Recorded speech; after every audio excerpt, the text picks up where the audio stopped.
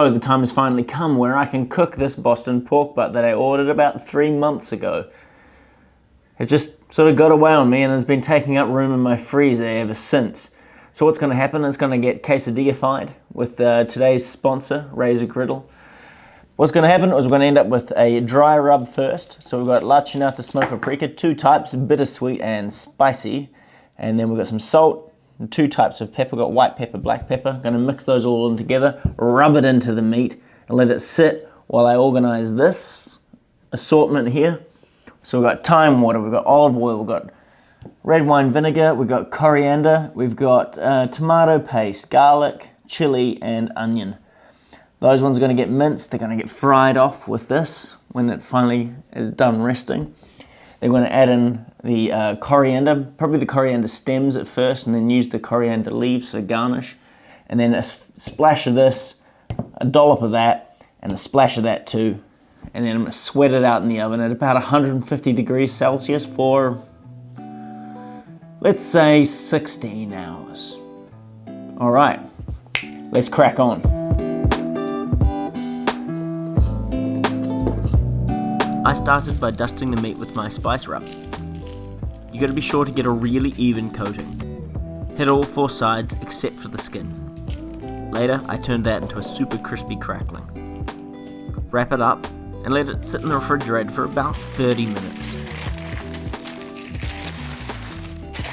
So while that is happening, we need to fry up a bit of onion. So give that a really rough chop, and then follow that with some garlic, and then some chili.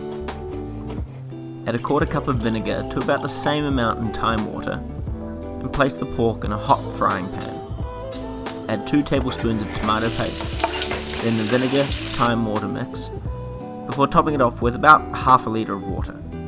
Pop it into the oven at about 160 degrees Celsius and leave it there for 16 hours. You can actually do this across a couple of days and just let it sit in the oven overnight.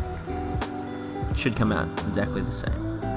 Add a splash of water every few hours to keep a nice sweaty environment.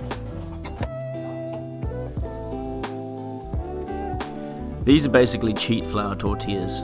I do this when I'm pressed for time or I'm not looking to make sort of like anything artistic. So basically all I do is get flour, some water, a bit of oil, maybe some salt, and I mix it all together until I get a nice shaggy dough.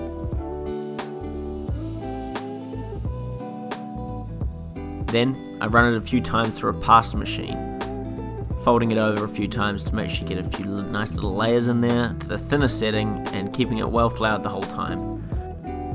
Then from there, just cut it into squares and that'll do, donkey, that'll do.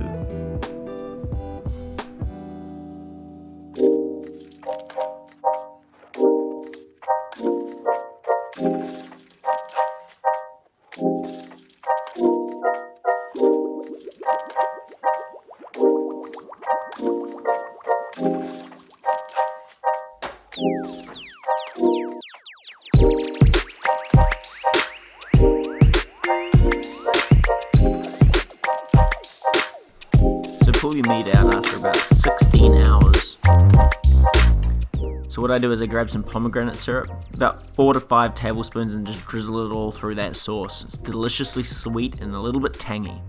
So stir that in, and then basically just pull the pork into the sauce.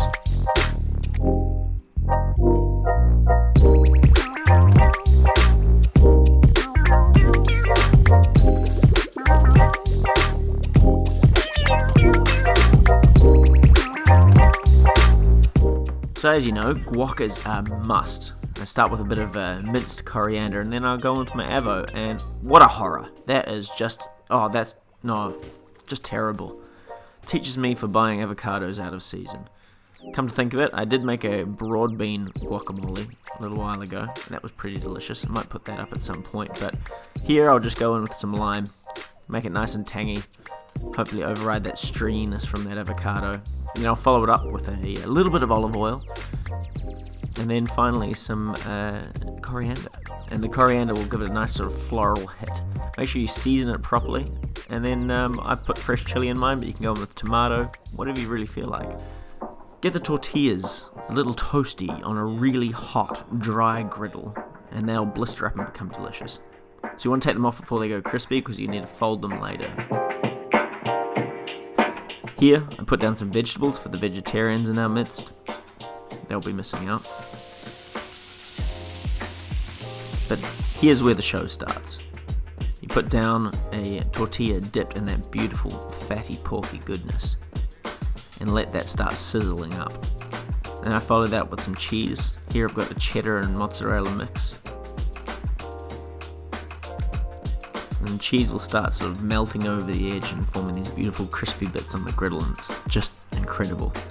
And I followed up with some pork, keeping this really, really simple. 2 ingredients, that's all it really needs. Because that pork is really carrying a lot of flavour. And then just fold them over and press them down rather aggressively into the griddle, and they need 1 flip.